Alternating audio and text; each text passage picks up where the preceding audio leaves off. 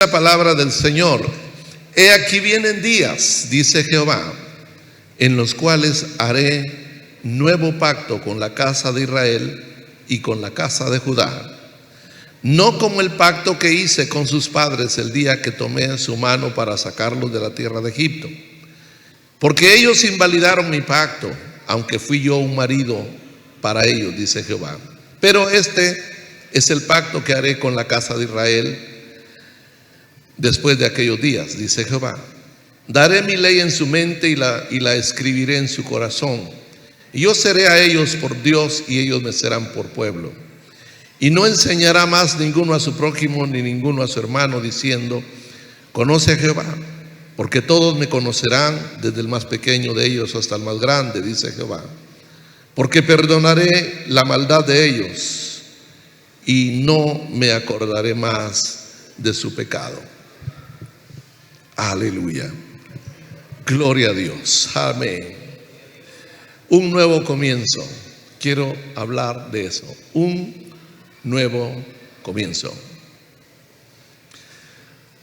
La historia de Israel es una historia conmovedora.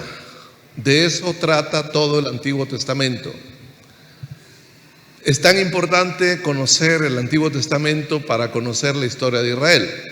Y es importante conocer la historia de Israel porque la historia de Israel viene a ser viene a ser como un ejemplo, un trasfondo de nuestra historia. Es decir, lo que Israel vivió en la carne, nosotros lo vivimos en el espíritu. El Antiguo Testamento nos habla de sombras, de las cosas que iban a suceder. Entonces es muy importante conocer la historia del pueblo de Israel, porque así podemos nosotros conocer la historia de nuestra salvación.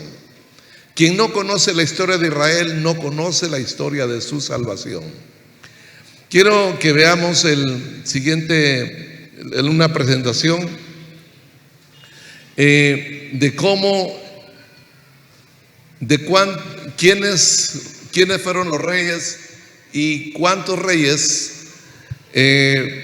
pasaron o gobernaron en Jerusalén después de la muerte del rey Salomón. Ahí lo tienen ustedes en pantalla. Está primero así en forma horizontal. 1, 2, 3, 4. Ustedes ven ahí, si ojalá lo alcancen a ver. Tenemos primero Roboam, luego Abías, luego Asa, luego Josafat, luego Joram, luego Josías, luego Joás, Amasías, Usías, Jotam, Acaz, Ezequías, Manasés, Amón, Josías, Joacás, Joaquín y Sedequías. Estos fueron los 19 reyes descendientes de David, porque esta fue una dinastía. Fue la casa de David, descendientes de David, dinastía del rey David, la que estuvo en el trono de Jerusalén por 387 años. Se cuenta al final un número 20, se llama Atalía. Atalía no era de la estirpe, no era descendencia de David. Aquí pasó un problema. Resulta que el rey Joram, hijo de Josafat, el número 5, el rey Joram, siendo hijo de Josafat, se casó con la hija de Acab, hija de Jezabel. Acab era el rey del norte, el rey de las 10 tribus que estaban al norte. Las 10 tribus del norte formaban el reino del norte, y el reino del norte se corrompió mucho más que el reino del sur. Al final también el reino del sur se corrompió de tal forma, como lo hemos venido estudiando en el libro de Jeremías. Pues bien, resulta que el hijo de Josafat se casa con la hija de Acab y de Jezabel. Y eso es una tragedia, porque cuando Joram muere, Atalía se apodera del trono. Atalía, la hija de Jezabel, se apodera del trono y mata a todos los niños que descendían de la casa de David para que no hubiera heredero. Y gobernó 6 años. Entonces, Atalía es una mujer mala, perversa, usurpadora. Ella tomó el trono a la fuerza, por eso sumamos 20. Con esos 6 años de Atalía, suman 393 años de historia en cuanto al reino del sur. Recuerden esto: después de la muerte de Salomón, el reino se partió en dos. El reino del norte, con capital en Samaria, formado por las 10 tribus, y el reino del sur, con la capital como Jerusalén como capital, y formado por 2 tribus, Judá y Benjamín. En Jerusalén permanecieron reinando todos los descendientes de David. En cambio, en el reino del norte no, ahí hubieron diferentes dinastías, fueron como 5 dinastías que gobernaban, y por medio de guerras se quitaban el trono, y así comenzaba otra casa, otra familia a gobernar. Pero lo importante en este caso es que de Usías a Ezequías, Usías, Jotam, Acaz y Ezequías, en el lapso de esos 4 reyes estuvieron activos los profetas Isaías, Oseas y Miqueas. Y a Jeremías lo encontramos de Josías a Sedequías, los últimos 4 reyes que gobernaron en el reino del sur. Por eso es que a Jeremías le toca ver la caída, literalmente la caída de Jerusalén, las masacres, lo terrible y desastroso que fue para Judá la caída en manos de Babilonia. Fue después de Josías hasta Sedequías, fueron 40 años de ministerio del profeta Jeremías. Si en la Biblia tuviéramos los libros de manera cronológica, Isaías está bien, Isaías antes de Jeremías está bien, pero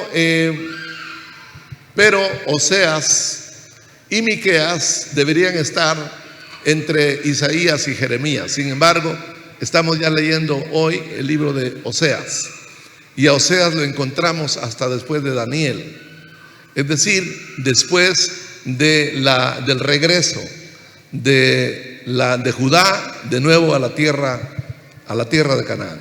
Entonces, Oseas no está en forma cronológica, debiera de estar entre Isaías y Jeremías, porque tanto Oseas como Miqueas hablan de los mismos problemas que trató el profeta Isaías, porque son contemporáneos.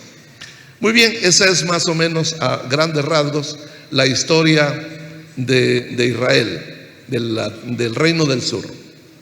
Estamos hablando hoy de un nuevo comienzo. La restauración de Israel como nación estaba asegurada por 2 razones. Cuando hablo de restauración, estoy pensando en que Israel aparentemente tenía que ser destruida por su pecado. Sin embargo, Dios prometió castigarlos de la manera más severa, pero también prometió restaurarlos. Y su restauración estaba asegurada, digo, por 2 razones. Primero, por el amor de Dios. Dice el capítulo 31, versículo 3: Jehová se manifestó a mí hace mucho tiempo, diciendo: con amor eterno te he amado, por tanto te prolongué mi misericordia. Ese amor eterno, esa misericordia prolongada, permitió que el pueblo de Judá no desapareciera, como desaparecieron las 10 tribus del norte. En alguna ocasión me gustaría hablar sobre las 10 tribus del norte, porque esas desaparecieron en el cautiverio de Asiria. Pero Dios prolongó su misericordia al reino del norte, al reino del sur, que era Judá, tal como lo dijo el versículo 3: con amor eterno te he amado, por tanto te prolongué mi misericordia. Esa misericordia prolongada hizo que ellos tuvieran una nueva oportunidad de regresar a la tierra donde habían morado 70 años antes.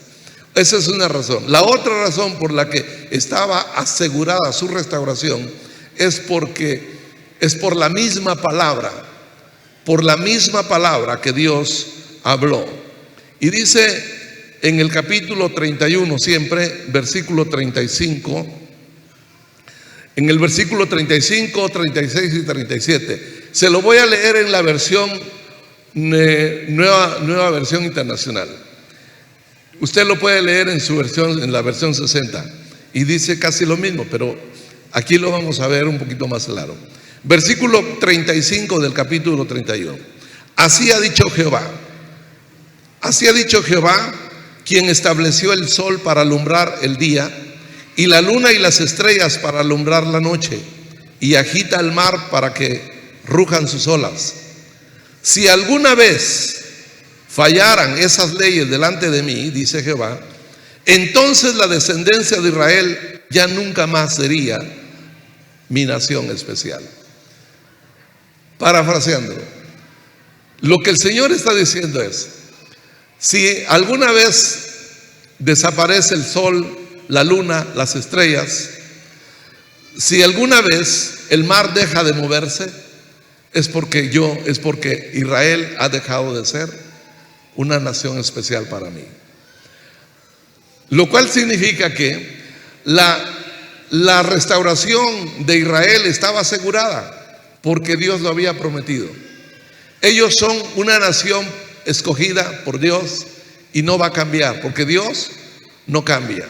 Y dice el versículo 37, así ha dicho Jehová, si se pudiera medir los cielos en lo alto y en lo bajo de la tierra explorar, y en lo bajo explorar los cimientos de la tierra, entonces yo rechazaría a la descendencia de Israel por todo lo que ha hecho.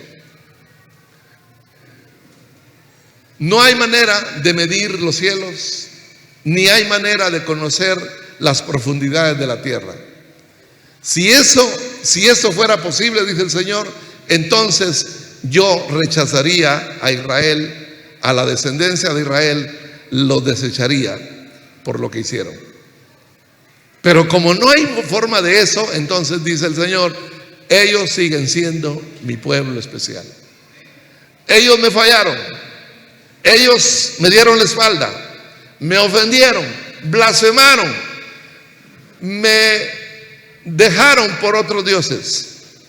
Sin embargo, yo no los voy a dejar a ellos. Ellos me dejaron de amar, pero yo no los he dejado de amar, ni los dejaré de amar. No sé qué difícil es entender esta parte de la soberanía de Dios. No los dejaré de amar, no dejaré que ellos dejen de ser mi pueblo escogido a pesar de lo que han hecho. Empezamos a leer ayer el libro de Oseas, y a Oseas se le pide que se case con una mujer prostituta y que tenga hijos con ella. Y en la historia del libro aprenderemos que, pues como era una mujer prostituta, se casa, Oseas la recoge, se casa con ella, tiene hijos con ella, pero de repente se le va, porque ella extraña a sus amantes, se le va, y Oseas tiene que irla a buscar y recuperarla. Como ven ustedes, los profetas tenían que ilustrar de manera gráfica el mensaje de Dios. Acuérdense que Jeremías anduvo con un yugo por muchos días. En la plaza, en las calles, en el templo, andaba con el yugo. Y todos, ¿por qué andas con el yugo? Y él decía, este es el yugo que Dios va a poner sobre ustedes. Y ese yugo es Babilonia. Y entonces, luego acuérdense de la olla del alfarero, la olla quebrada, en fin, todas esas cosas los profetas lo usaron para ilustrar el mensaje. Pero a Oseas le tocó muy duro. Creo que es la peor ilustración la que a Oseas le tocó, porque el Señor le dijo, cásate con una mujer prostituta y quiero que tengas hijos con ella. Entonces, Oseas está ilustrando. No sé si leyeron ayer el primer capítulo de Oseas. ¿Cuántos leyeron el primer capítulo de Oseas ayer? A ver, levanten su mano. Ay, Gracias, Señor, por los que lo hicieron. Y ahora, hoy tienen que leer el segundo capítulo. Hermanos amados, de eso se trata, hombre. Usted no puede ser el mejor cristiano del reino si no lee su Biblia todos los días. No, usted puede saber mucho de la Biblia, pero si no medita en ella todos los días, lo que usted sabe es teoría. Usted puede saber mucha doctrina también, pero si no medita en la palabra todos los días, su vida es pobre, es raquítica. Tiene cabeza grande, pero su corazón es chiquito. Así que, hermanos, la palabra, para eso la tenemos y para eso tenemos una guía. Es una bendición tener esa guía. Hay que leerla todos los días. Usted debe leer hoy en la tarde Oseas capítulo 2. A como sea. Bien, entonces, eso es lo que, por eso la restauración de Israel estaba segura. Porque el amor de Dios es eterno. Y Él prolongó su misericordia sobre ellos, porque con amor eterno los amó. Por eso Él puso como ejemplo los cielos, la luna, las estrellas, el sol, el mar, etcétera, diciendo: todo esto se rige por leyes. Y si estas leyes faltaran, entonces significa que yo he dejado de amar a este pueblo. Qué maravilloso es Dios. No lo podríamos entender, pero cuidado, a Israel le costó mucho darle la espalda al Señor. Mejor no lo hubiera hecho, porque tomen en cuenta que el trato con Israel fue nacional, no individual. Individualmente el que pecó murió. El alma que pecare, dijo Ezequiel, esa morirá. Los que le dieron la espalda murieron, y no crea que se salvaron. Si murieron adorando a Baal, a Astarot, a Moloch, si murieron sacrificando a sus hijos, a sus dioses, si murieron haciendo todo lo que hacían los cananeos, no crea que se salvaron. El trato de Dios en el Antiguo Testamento es con la nación, no es con los individuos. No crea que porque estoy hablando de que el amor de Dios es así y que aunque hayan pecado Él los sigue amando, entonces Dios me sigue amando. Individualmente Él trata con cada uno, porque dice Jeremías: los hijos no podrán decir qué ácidas están las uvas que comieron sus padres. No, dice, cada quien tendrá que sentir el efecto de lo que ha hecho. Entonces, con la gracia no se puede jugar. No podemos jugar con el amor de Dios. Cuidado. ¿Por qué? Porque Dios es fuego que consume. Y le es tan fácil quebrar un odre, quebrar una olla de barro y hacer otra. Él no necesita de usted ni de mí. Entonces, pero Dios le mostró a Israel como nación que Él iba a mantener el pacto con Abraham para que su descendencia no faltara sobre la faz de la tierra. Así es que Israel es la nación que Dios escogió. Esta nación históricamente ha sufrido mucho. ¿Y por qué han sufrido mucho? Históricamente han sufrido mucho. ¿Por qué han sufrido mucho? Por su incredulidad. Por su incredulidad. Fueron esclavos en Egipto. ¿Pero por qué fueron esclavos en Egipto? Porque antes de ser esclavos en Egipto, vendieron a su hermano José como esclavo y lo pagaron. Lo vendieron de manera cruel y le mintieron a su papá de que a José lo había devorado una fiera, un animal. Ellos terminaron siendo esclavos igual que su hermano al cual habían vendido. Porque lo que se hace se paga, porque lo que se siembra se cosecha. Así que fueron esclavos en Egipto y después de 400 años salieron de Egipto hacia la tierra que Dios le había prometido a los patriarcas y que ahora se los prometía a ellos. Salir de Egipto fue el comienzo de la historia. La salida de Egipto se considera como el comienzo de la nación. Dios hizo un pacto con ellos en el monte Sinaí 2 meses después de haber salido de Egipto. Y así Israel llega a la tierra, la conquista, la somete y se establece en Canaán.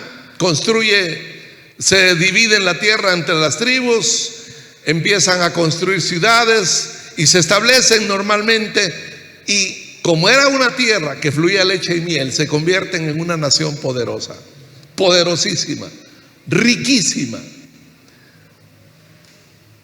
Y después de Salomón viene la corrupción. Esta nación se corrompe, como ya lo hemos visto, se corrompe a no más. Son corrompidos en todo sentido, pero la corrupción no entró de otra manera, entró por la idolatría. La corrupción empezó cuando ellos empezaron a adorar imágenes de Baal, de Acera, de Moloch, etcétera, etcétera.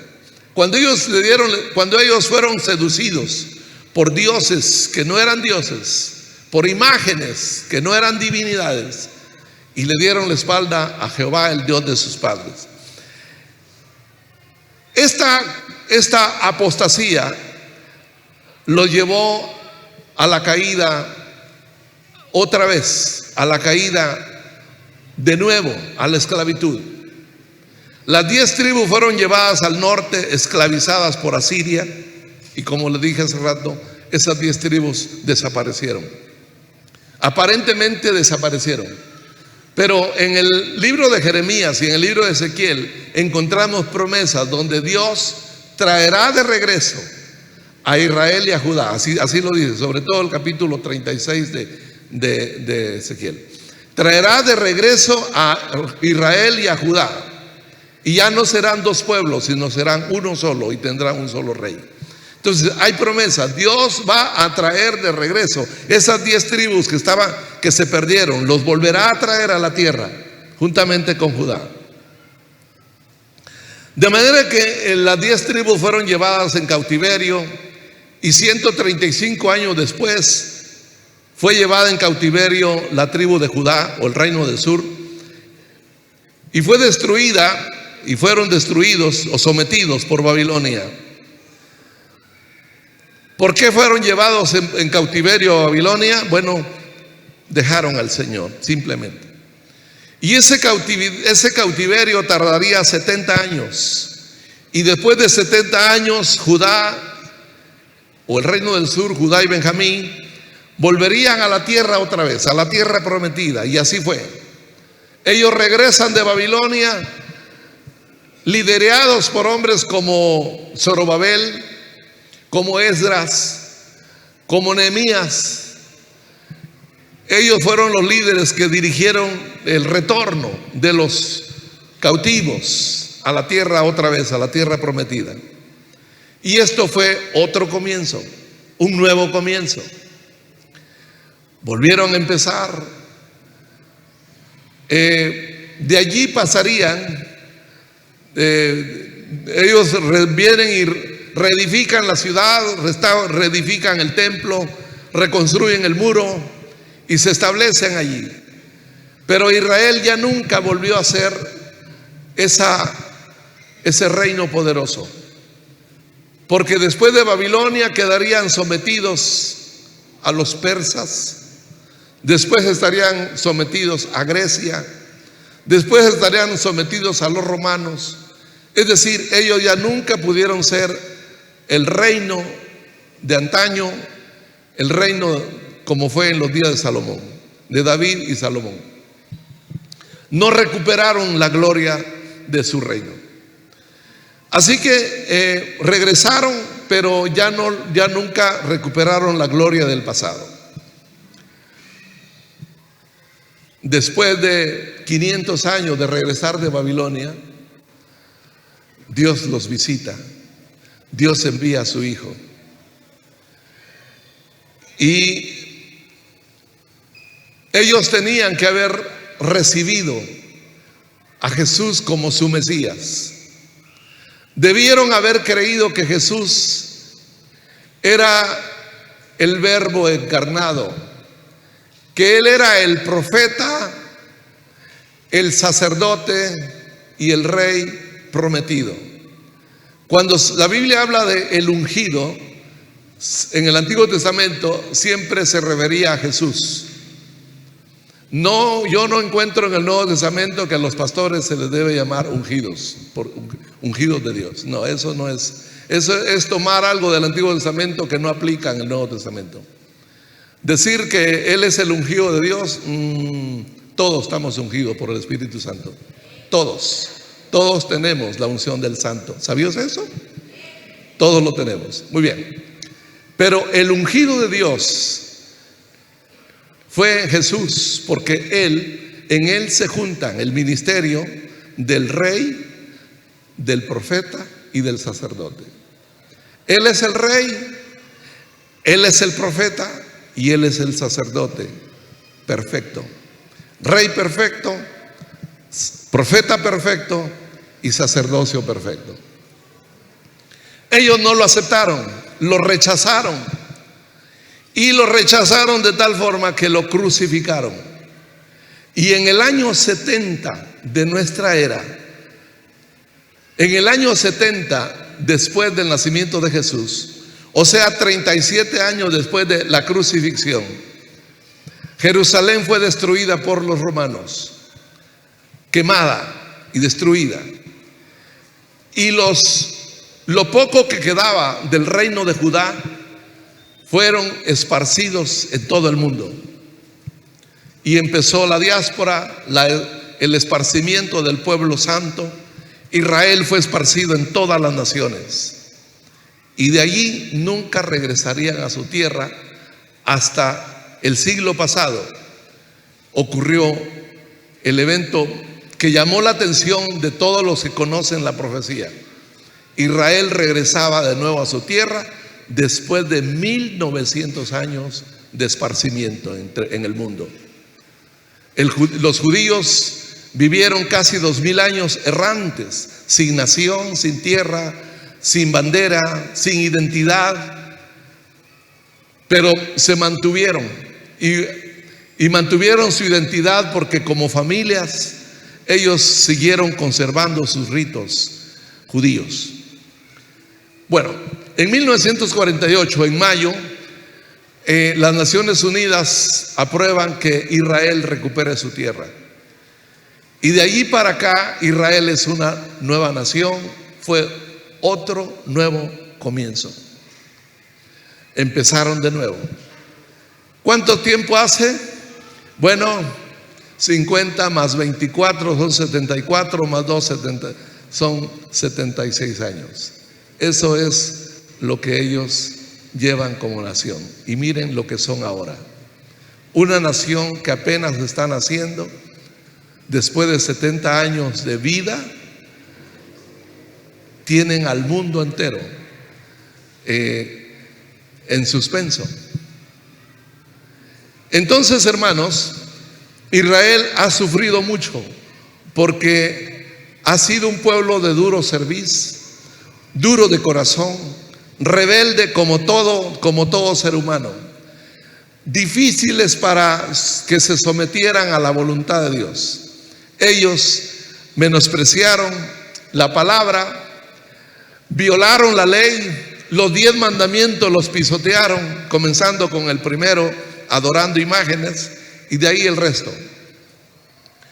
Tuvieron que pagar carísimo toda esa historia de dureza de corazón, de dureza de cerviz, de rebeldía, de incredulidad.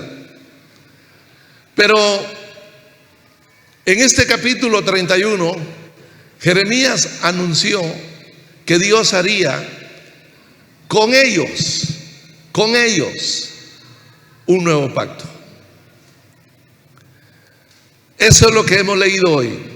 He aquí vienen días, dice Jehová, en los cuales haré nuevo pacto con la casa de Israel y con la casa de Judá. Note que están incluidos los dos reinos. Un nuevo pacto. Un nuevo pacto es como un nuevo comienzo. ¿Por qué un nuevo pacto? Dice el versículo 32, no como el pacto que hice con sus padres el día que los tomé para sacarlos de la tierra de Egipto, porque ellos invalidaron mi pacto, aunque fui yo un marido, aquí cabe la palabra, un marido fiel para ellos. Entonces Dios anuncia un nuevo pacto. El pacto antiguo fue el comienzo de ellos como una nación. Ellos no eran pueblo hasta que Dios los instituye como nación en Monte Sinaí. Las leyes que el Señor les dio sería como la constitución del reino. Ellos llegan a ser una nación escogida, real sacerdocio, como el Señor lo llamó, mi especial tesoro. Ellos comienzan su historia como nación con el pacto en el monte Sinaí. Pero ese pacto fue abolido, se malogró, fue violado. Entonces dice el Señor, ese pacto ya no lo vamos a usar. Voy a hacer otro pacto con ellos. Haré un nuevo pacto, dice, con la casa de Israel y con la casa de Judá. Así que, pero para un nuevo pacto era necesario un nuevo mediador.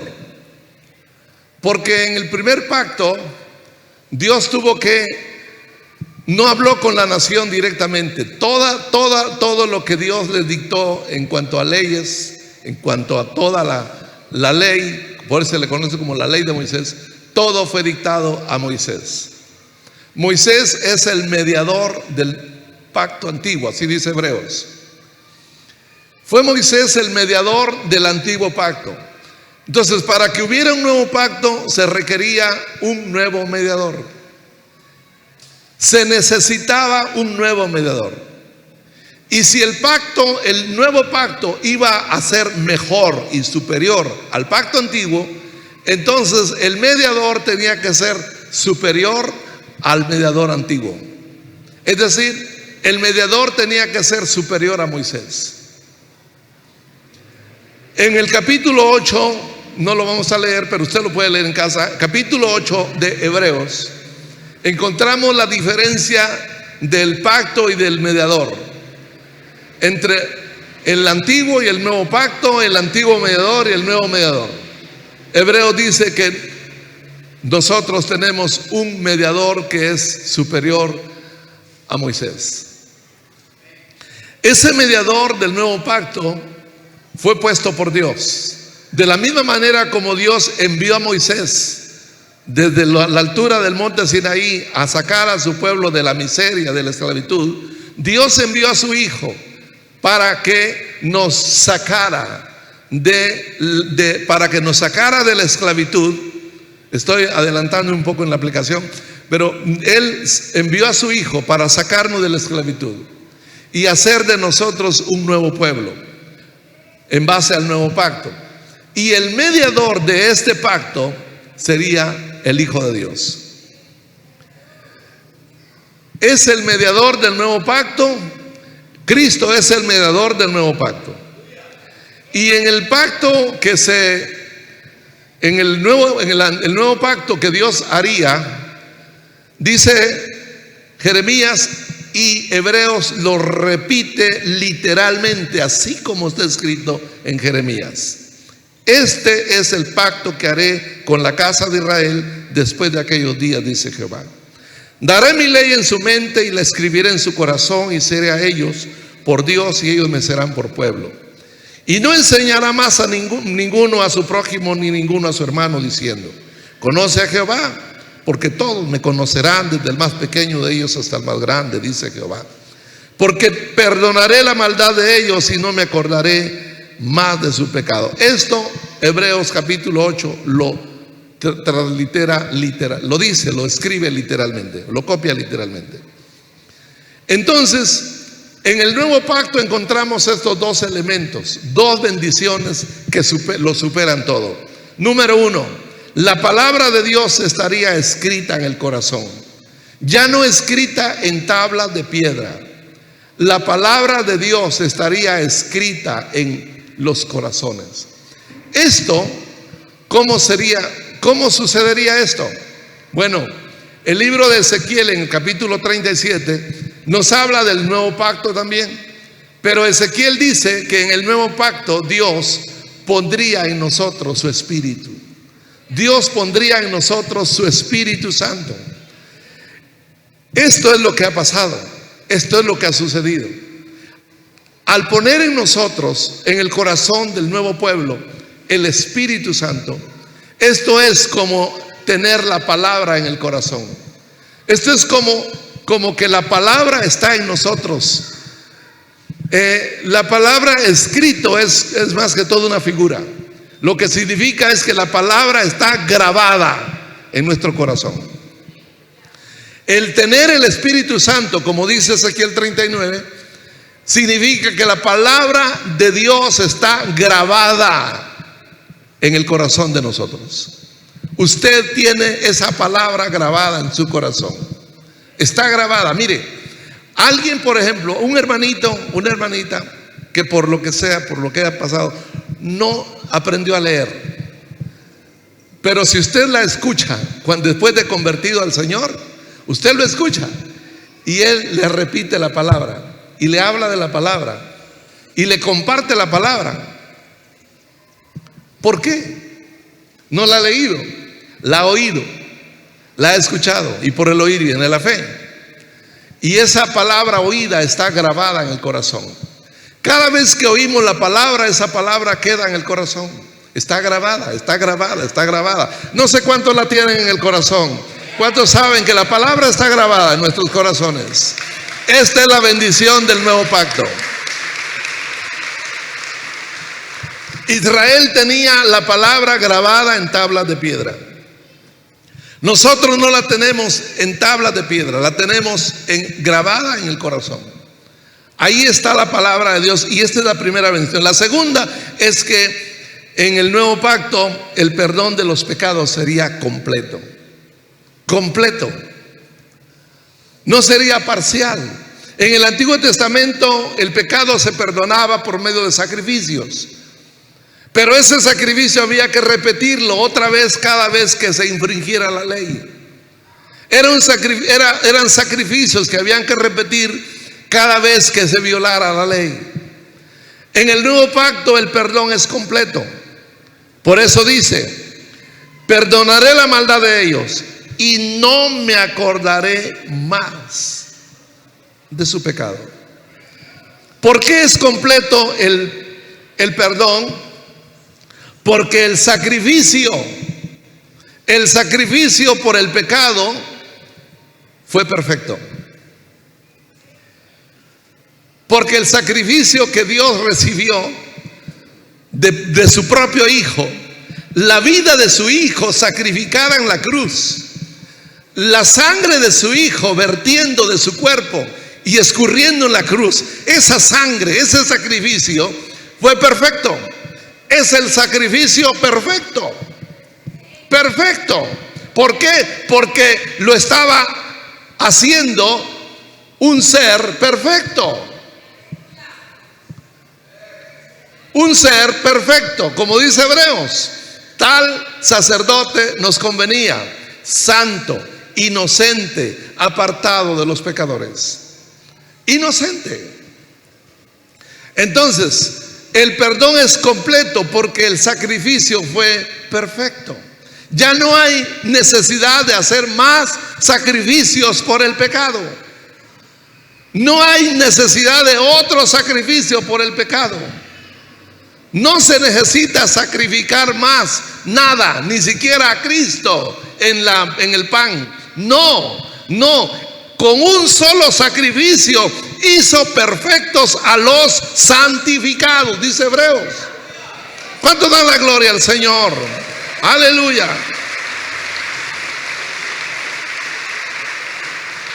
Así que las bendiciones del nuevo pacto son dos. La palabra está grabada en nuestros corazones y el perdón de nuestros pecados es completo. Gloria a Dios. El perdón está garantizado. Está garantizado porque el sacrificio fue perfecto. Así como la restauración de Israel está garantizada porque el amor de Dios es eterno Y porque su palabra no puede dejar de cumplirse, su palabra es fiel. Entonces, Israel tiene que ser restaurado. Y eso es lo que dice la palabra de Dios. Hay muchos teólogos que creen, dicen, enseñan que Israel es otro pueblo común como cualquier otro pueblo de la tierra, que Dios ya no tiene otro pueblo más que la iglesia. No, entonces ¿dónde quedan todas las promesas tocante a Israel? En el Antiguo Testamento. Y es que Dios recalca que todo lo que le prometió a Israel son promesas eternas. Ahora, Israel regresó a su tierra de Babilonia, del cautiverio babilónico. Regresaron a su tierra para empezar de nuevo, un nuevo comienzo. Regresaron en 1948 a su tierra otra vez, procedente de todas las naciones de la tierra donde están esparcidos. Pero ese retorno ha sido parcial, porque aún siguen judíos esparcidos en todo el mundo. La palabra debe cumplirse. Oiga, Dios hizo un nuevo pacto con la casa de Israel, pero Israel no aceptó al mediador. Así como Israel en más de una ocasión rechazaron a Moisés, y luego rechazarían a Samuel, y rechazarían a Jeremías, y rechazarían a los profetas. Así como ellos en el antiguo rechazaron a Moisés, el pueblo de Israel rechazó al mediador del nuevo pacto. Y en lugar de recibirlo o aceptarlo, reconocerle como su Mesías, lo crucificaron. El no aceptarlo como mediador del nuevo pacto los condenó a un nuevo exilio. Han regresado a su tierra, y ahí está Israel en su tierra otra vez. Pero estas dos bendiciones que yo estoy tocando ahorita no las tienen como nación. La palabra no está grabada en sus corazones, y el pecado aún está sobre ellos, está sobre ellos, como dice Jeremías: aunque te laves con lejía y amontones jabón sobre ti, tu pecado está sellado delante de mí. Ellos recibirán la bendición del nuevo pacto en el momento en que reconozcan que Jesús es el nuevo mediador del pacto, o reconozcan a Jesús como el Mesías. En el momento en que Israel reconoce a Jesús como Mesías, se cumplirán las bendiciones del nuevo pacto en ellos. Como nación, ellos rechazaron al mediador, pero hubo un remanente de ellos que sí reconocieron a Jesús como Mesías. Hubo un remanente judío. Miren, ¿cuántos habían en el aposento alto cuando el Espíritu Santo se derrama? Habían 120 judíos. Entre ellos estaba la madre del Señor. Ese es el remanente.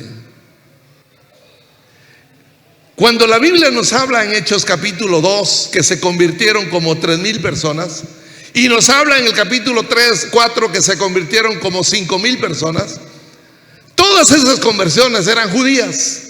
Todos eran judíos. Entonces, todos los judíos convertidos desde el principio del Evangelio es el remanente. Por eso Pablo dice en Romanos capítulo 11: ¿ha rechazado Dios a su pueblo Israel? No, dice Pablo, no, porque yo soy judío también. Es cierto, la nación rechazó a Jesús, pero un remanente ha sido salvo, y dice Pablo que él es parte de ese remanente. Por medio de ese remanente es que la salvación llegó a nosotros. Aleluya. Por ese remanente es que el evangelio se regó y se esparció de Jerusalén a Judea, de Judea a Samaria, y de Samaria hasta lo último de la tierra, hasta Guatemala, y nosotros llegamos a este evangelio. Aleluya.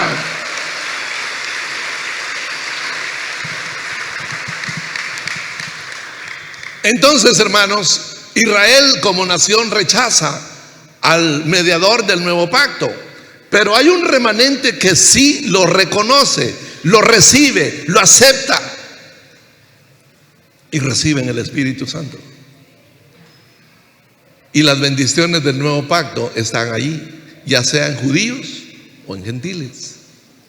La palabra grabada en nuestros corazones ya no es la letra, es el Espíritu.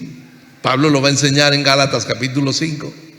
Nos va a decir que nosotros no caminamos por la letra, sino por el Espíritu, porque la palabra está en el corazón. Entonces, hermanos, nuestros pecados han sido perdonados con un solo sacrificio. No hay más necesidad de sacrificar animales, más corderos, más ovejas, más machos cabríos, más becerros. Ya no, porque con un solo sacrificio Él hizo perfectos a los santos. Así que el perdón está garantizado por el sacrificio perfecto. Para entrar al nuevo pacto, ¿qué hay que hacer?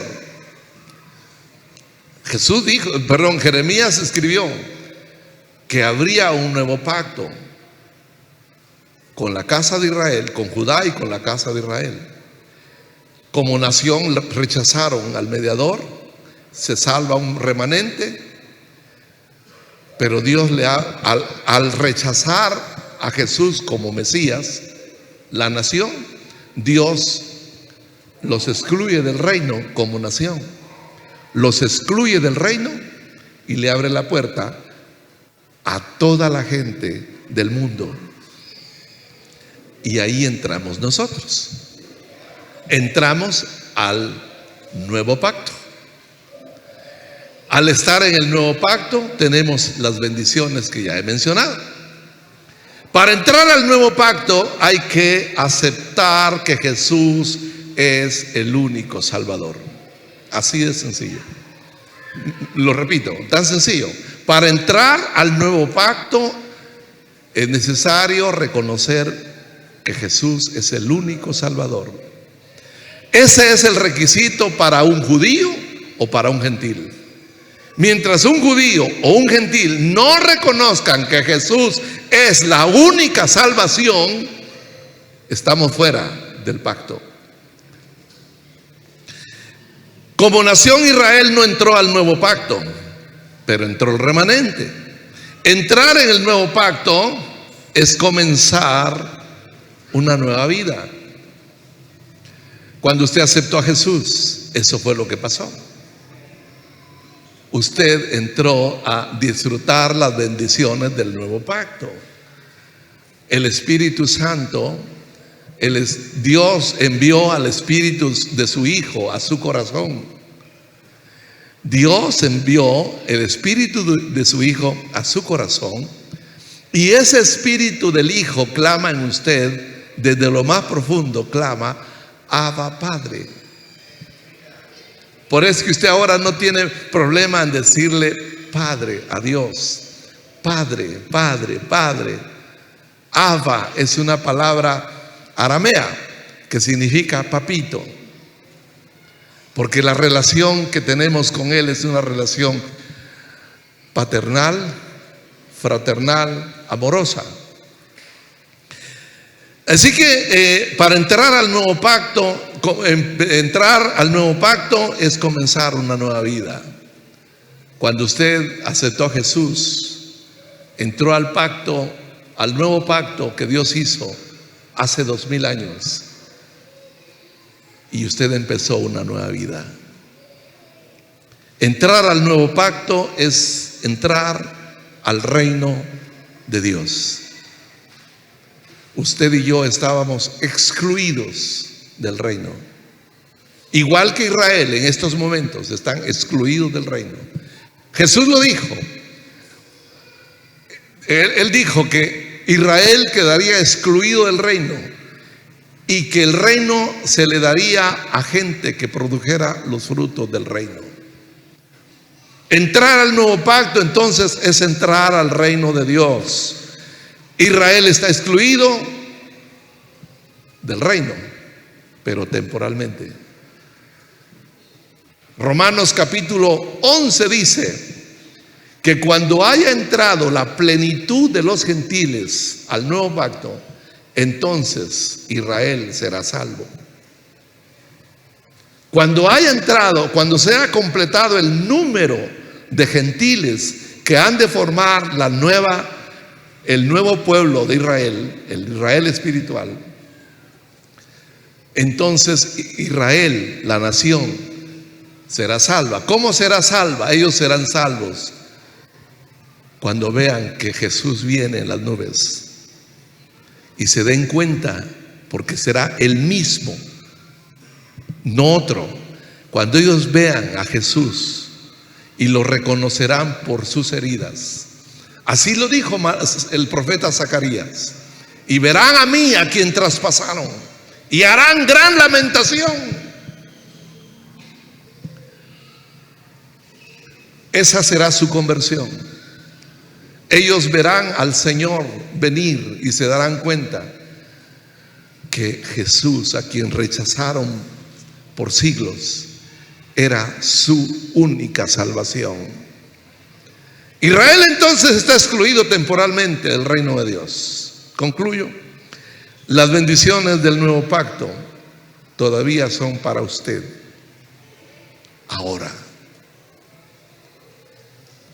Mañana puede ser que tengamos noticia de que usted se fue y don Raúl ande anunciando su nombre. La oportunidad es para usted ahora. Usted puede entrar al reino de Dios y vivir para siempre y tener la palabra grabada en su corazón y saber que sus pecados han sido perdonados para siempre y que Dios nunca se acordará de lo que usted fue ayer. La oportunidad es hoy. Si oyeres hoy su voz, dijo el profeta, dijo el salmista, no endurezcáis vuestro corazón. ¿Qué le detiene? ¿Por qué no le da su vida a aquel que ya la dio por usted? ¿Por qué no abre su corazón a ese Dios que con amor eterno le ha amado, y porque le amó con amor eterno le ha prolongado su misericordia? Es decir, Dios le ha estado esperando con paciencia. ¿Será que usted no va a tomar al fin esta decisión? ¿Qué falta? ¿Qué más necesita? ¿Qué más tiene que hacer Dios para que usted se convenza de que Dios lo ama y que usted puede ser salvo solamente por la fe en su Hijo? Este es el día de salvación. Vamos a estar de pie. Estamos concluyendo. Gloria a Dios. Estamos de pie, hermanos, por favor. Aleluya. ¿Cuántos dan gloria a Dios? ¿Cuántos están felices esta mañana? Amén. Yo quiero que usted se alegre, porque el Señor para eso nos trajo al nuevo pacto. Para eso nos dio un lugar en su reino, para alegrarnos. Mire, cuando habla del profeta, cuando habla el profeta Jeremías, cuando habla de la restauración de Israel, esto es tremendo. Oh, aleluya. Cuando habla Jeremías de la restauración de ellos, cuando ellos entren al nuevo pacto, cuando ellos se conviertan, cuando ellos reconozcan todo lo que Dios les amó, dice: vendrán con gritos de gozo en lo alto de Sión, y correrán al bien de Jehová, al pan, al vino y al aceite. Entonces la Virgen se alegrará con danza, los jóvenes y los viejos juntamente, y cambiaré su lloro en gozo, y los consolaré y los alegraré de su dolor. Entrar en el nuevo pacto es entrar al reino, y el reino de Dios es justicia, es paz y es gozo en el Espíritu.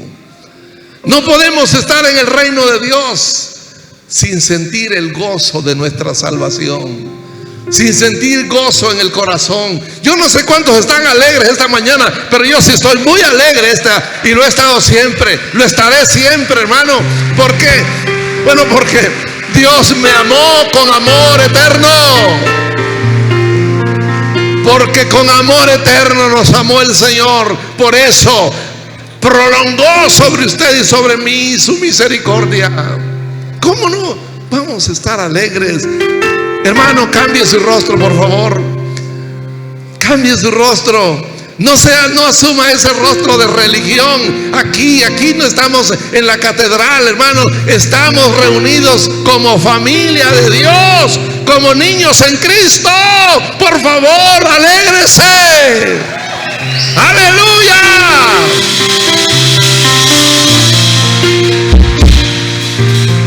Yo quiero que cantemos alegre.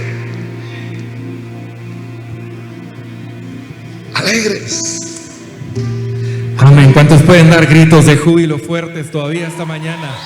Porque el Señor ha renovado ese pacto con nosotros. ¿Cómo estar triste? Amén. ¿Cómo no he de dar gracias? Aleluya. Gracias, Señor.